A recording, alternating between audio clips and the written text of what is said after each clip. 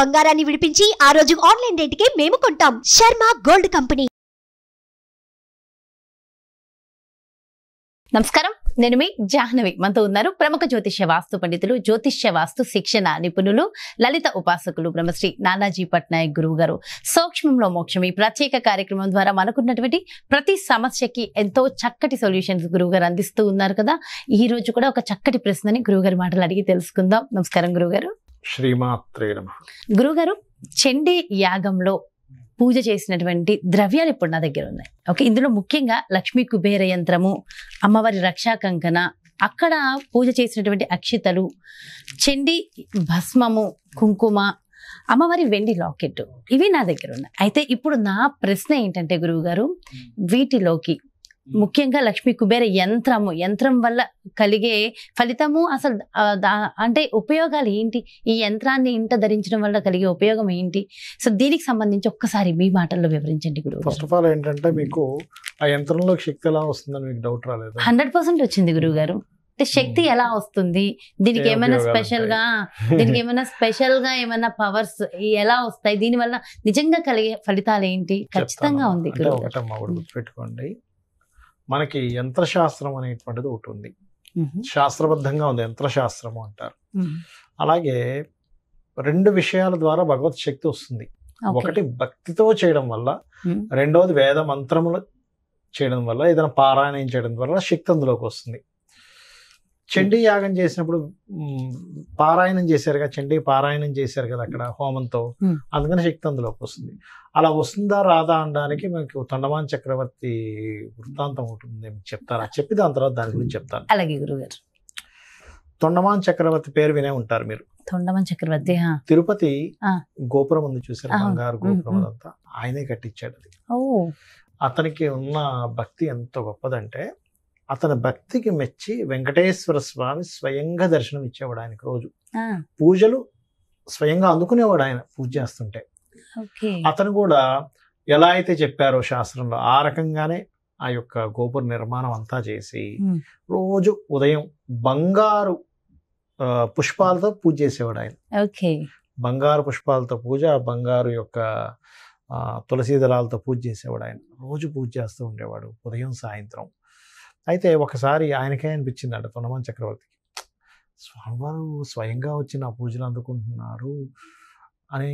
స్వామి, ఈ 3 లోకాలలో నా అంత భక్తుడు ఇంకోటి ఉండడు కదా నాకు తెలిసి, ఈ 3 కాలాల్లో 3 లోకాల్లో నాకెందుకో ఆ అదృష్టం నాకే దక్కింది అనిపిస్తుంది, ఇంకెవరికి దక్కలేదు అనిపిస్తుంది అంటాడు. స్వామివారు ఏమీ మాట్లాడాలా, సైలెంట్గా ఉంటారు. ఉన్నప్పుడు మళ్ళీ ఇంకో మాట కూడా అంటాడు అందులో, నీ యొక్క అనుగ్రహం వల్ల నాకు సూక్ష్మశక్తి వచ్చింది, సూక్ష్మంగా కనబడుతుంది, ప్రతిదీ నా కంటికి కనిపిస్తుంది. ఇప్పుడు మనకి సూక్ష్మంగా ఉండే మనకు కనబడవు.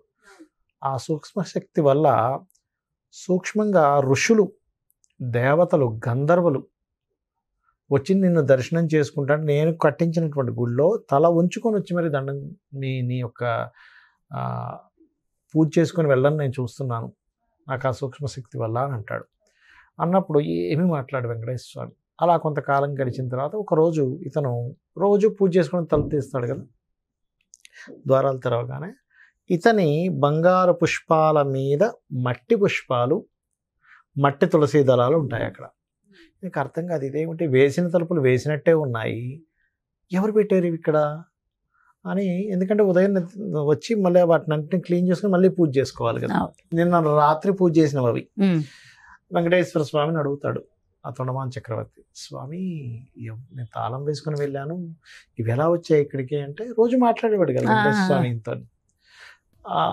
నవ్వుతాడు, నవ్వి ఓహో ఇవి నేనే తెచ్చుకున్నానులే అంటాడు. మీరు తెచ్చుకోవడం ఏంటి, ఎక్కడి నుంచి వచ్చాయి స్వామి అంటే, నా భక్తుడు ఒక అతను ఎంతో భక్తిగా చేస్తున్నాడయ్యా, చేస్తున్నప్పుడు నాకు అవి చాలా ముచ్చటేసింది, అవి మట్టి తులసి దళాలు, మట్టి పుష్పాలు నేను తెచ్చుకున్నాను అంటే, ఎవరు స్వామి అతను అంటే, భీముడు అని ఒక, అంటే మహాభారతంలో ఉన్న పంచపాండవుల్లో భీముడు కాదు, ఇతను ఒక కుమ్మరి. భీముడు అని ఒక మహాభక్తుడు ఉన్నాడు, అతని దగ్గర నుంచి తెచ్చుకున్నానంటే, అయ్యో స్వామి ఏమిటి అసలు అందరూ నీ నామాన్ని ఉచ్చరిస్తారు, అలాంటిది మీరు అతని నామాన్ని మీ నోడుతూ అంటున్నారంటే అతను ఎంత గొప్ప భక్తుడో అని ఇతని కళ్ళ నీళ్ళు వచ్చేస్తాయి. ఎందుకంటే ఇన్ని రోజులు ఇతనే గొప్ప భక్తుడు అనుకున్నాడు కదా. ఇతనికి కళ్ళ నీళ్ళు వస్తాయి. వచ్చి ఎక్కడుంటారు స్వామి అతను చెప్పండి అంటే, ఇక్కడే దగ్గరలో ఈ చుట్టుపక్కల గ్రామాల్లో ఒక ఊరుంది అని ఊరి పేరు చెప్తాడు. ఇంటి అడ్రస్ చెప్తారు వెంకటేశ్వర స్వామి చెప్పి పలానా దగ్గర పలానా పూరి గుడిసె ఉంటుంది. ఆ పూరి గుడిసెలో లోపల ఒక చిన్న గోపురంలా పెట్టుకుని నా బొమ్మని కొయ్య బొమ్మ తయారు చేసుకొని ఆయన పూజించుకుంటున్నాడు అన్నప్పుడు అడ్రస్ స్వామివారు చెప్పారు కదా, వెళ్తాడు ఈయన తొండమాన్ చక్రవర్తి. వెళ్ళి చూస్తే అక్కడ గుడిసి ఉంటుంది. అదేవిధంగా బయట మట్టి బంకమట్టి అది ఉంటుంది, ఎందుకంటే కొమ్మరివాడు కదా బంకమట్టి ఉంటుంది.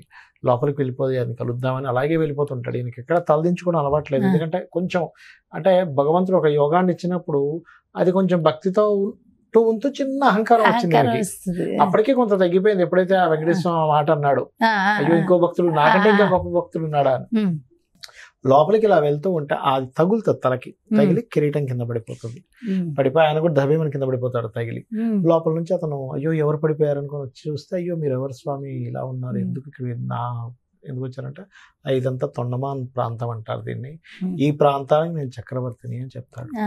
అయ్యో మరి అంతటి చక్రవర్తి మా యొక్క పేదవాడి గుడిసెకి ఎందుకు వచ్చారు స్వామి అని అడిగితే, నాయన నేను చెప్తాను పద లోపలికి పోదాను, లోపలికి కూర్చొని నేను వెంకటేశ్వర స్వామి ఆలయం నిర్మాణం నేను చేయించాను, అక్కడ రోజు పూజలు నాతోనే స్వామివారు అందుకుంటారు, ఎంత దగ్గరంటే నాకు వెంకటేశ్వర స్వామికి. ఆఖరికి వెంకటేశ్వర స్వామి ఇతని యుద్ధానికి వెళ్ళినప్పుడు ఇతనికి తొండమాన్ చక్రవర్తికి శంకు చక్రాలు ఇచ్చాడు వెంకటేశ్వర స్వామికి. తొండమాన్ చక్రవర్తికి శంకు చక్రాలు కూడా స్వయంగా నాకు ఇచ్చండి. అంతటి భక్తుడిని, అంతటి భక్తుడిని నేను ఉండగా కూడా ఆయన నోట నీ మాట అంటే నీ పేరు పలికాడు ఆయన, నువ్వు గొప్ప భక్తుడు అని. అనగానే ఈయన అసలు అవునా అని చెప్పి ఈయన ఆశ్చర్యపోతాడు. ఇంతకీ నీ పూజా మందిరం ఎక్కడ చూపించంటే, ఒక చిన్న గూటి లోపల కొయ్య బొమ్మ చేసుకొని ఇతను పెట్టిన మట్టి పుష్పాలు మట్టి తులసి దళాలు కనిపిస్తాయి అక్కడ.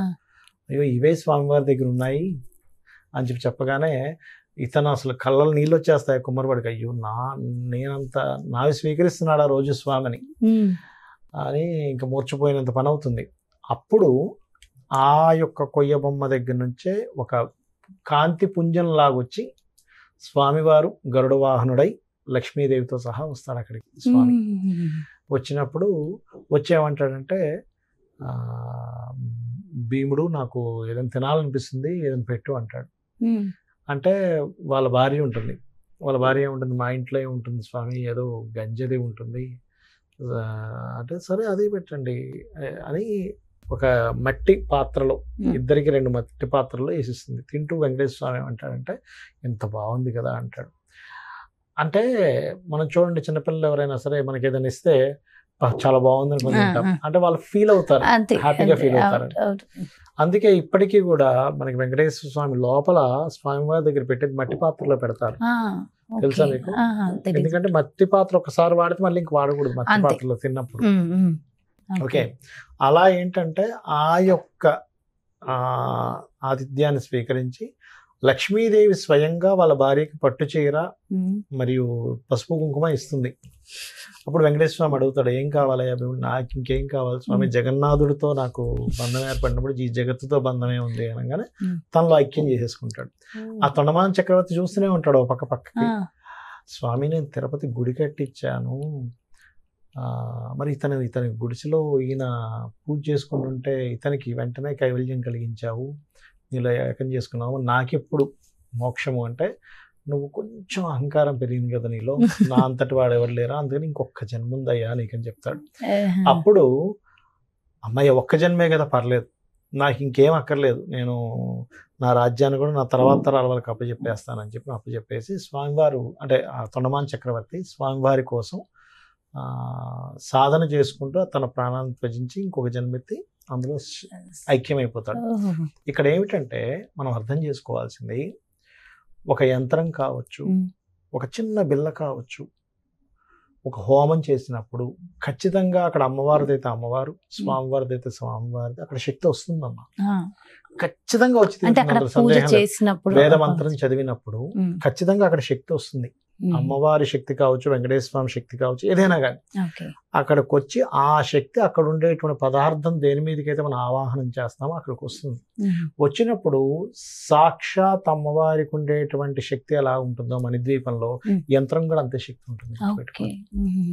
యంత్రానికి కూడా అంతే శక్తి ఉంటుంది. అందులో ఎటువంటి కించిత్ సందేహం కూడా అక్కర్లేదు. ఏంటంటే మన సనాతన ధర్మంలో ఒక యంత్రం ఉంది, దానికి నిజంగా అంటే ఇప్పుడు వీళ్ళు చేశారు కదా, మొన్న చండీ యాగం చేసిన దగ్గర అనుకుంటారు. ఆ యంత్రానికి ఆ 3 రోజులు 5 రోజులు చేసిన హోమం యొక్క శక్తి వచ్చినందుకు ఏమవుతుందంటే పర్టికులర్ గా ఆ యంత్ర మహిమ ఇంట్లో ఉన్నప్పుడు ఇంట్లో ఉండే నెగటివ్ ఎనర్జీ పోతుంది. ఫస్ట్ కొంతమంది చూడండి మా మీద ఏడుస్తున్నారు, నెగిటివ్ పీపుల్ ఇంటికి వచ్చినప్పుడు మాకేదో జరుగుతుంది, లేకపోతే అంటే ఏడ్చే వాళ్ళు ఉంటారు. వీళ్ళు ఎంతో కష్టపడి పాపం రూపాయి సంపాదించుకుని ఏదో కొనుక్కుంటారు, అది చూసి వీళ్ళు ఫలానా ఇదని ఏడ్చే వాళ్ళు ఉంటారు, చుట్టాల్లో ఇంటి పక్క వాళ్ళు. ఆ నెగిటివ్ ఎనర్జీ రానివ్వదు ఎప్పుడు కూడా చండీకి సంబంధించినటువంటిది. అదేవిధంగా అందులో మన అమ్మవారి లాకెట్ ఉంది కదమ్మా, లాకెట్ ఎప్పుడు కూడా గుర్తుపెట్టుకోండి అమ్మా, పిల్లలకి వెయ్యాలి. పెద్దవాళ్ళు వేసుకోవచ్చు, పిల్లలకి వేస్తే వీళ్ళు చూడండి, మనం ఒక్కోసారి పిల్లలు బయటికి వెళ్ళారు ఇంకా రాలేదేమిటో అని భయపడుతూ ఉంటారు ఇంట్లో తల్లిదండ్రులు. లాకెట్ కనుక మీరు ఇంట్లో పిల్లలకి వేయగలిగితే వాళ్ళకి రక్షణ శక్తి, అమ్మవారి రక్షణ శక్తి. పెద్దవాళ్ళు కూడా వేసుకోవచ్చు. ఇప్పుడు పిల్లలు లేరు, పెద్దవాళ్ళు ఉన్నారు ఇంట్లో, హస్బెండ్ కి వేస్తే ఏమవుతుందంటే అపమృత్యు దోషాలు పోతాయి. చండీ హోమంలో పెట్టినటువంటి లాకెట్ కనుక వేస్తే, ఇప్పుడు చూడండి ఏదో రోడ్డు మీద వెళ్ళాడు, ఈయనకి ఏదో యాక్సిడెంట్ అయింది లేకపోతే ఏదో అయిందని భయపడాల్సిన పని లేదు. జాతచక్రంలో కొన్నిసార్లు చూడండి అష్టమ స్థానం పాడైతే అపమృత్యు దోషాలు అంటూ ఉంటారు. అటువంటి అపమృత్యు దోషాలు తొలగిస్తుంది అమ్మవారి లాకెట్ గనక, ఏది చండీ హోమంలో పెట్టినటువంటిది వేస్తే గనక.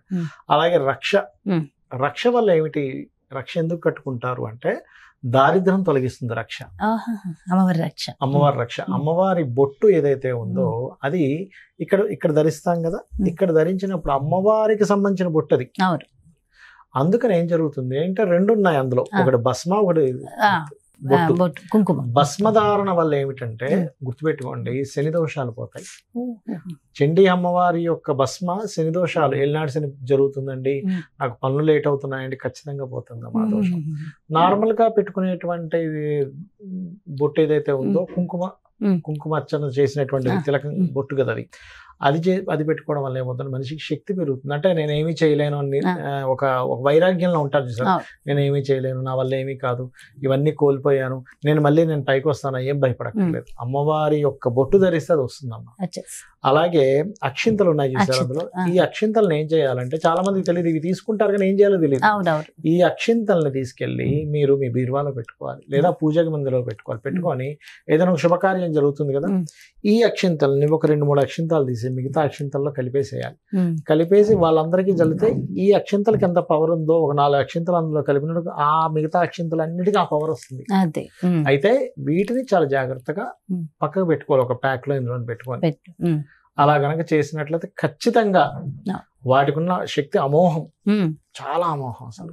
ఓకే, సో ఖచ్చితంగా అంటే మామూలు వాటికి వీటికి అనంతమైన శక్తి ఉంటుంది. ఎందుకంటే మంత్రశక్తి, వేదం మంత్రం చదివారు కదా, ఒక ఏదైతే ఆ రోజు జరిగినటువంటి పూజలో ఉచ్చారణ ఏదైతే ఉందో ఒక శాస్త్రబద్ధంగా లయబద్ధంగా వర్షం కూడా వచ్చింది.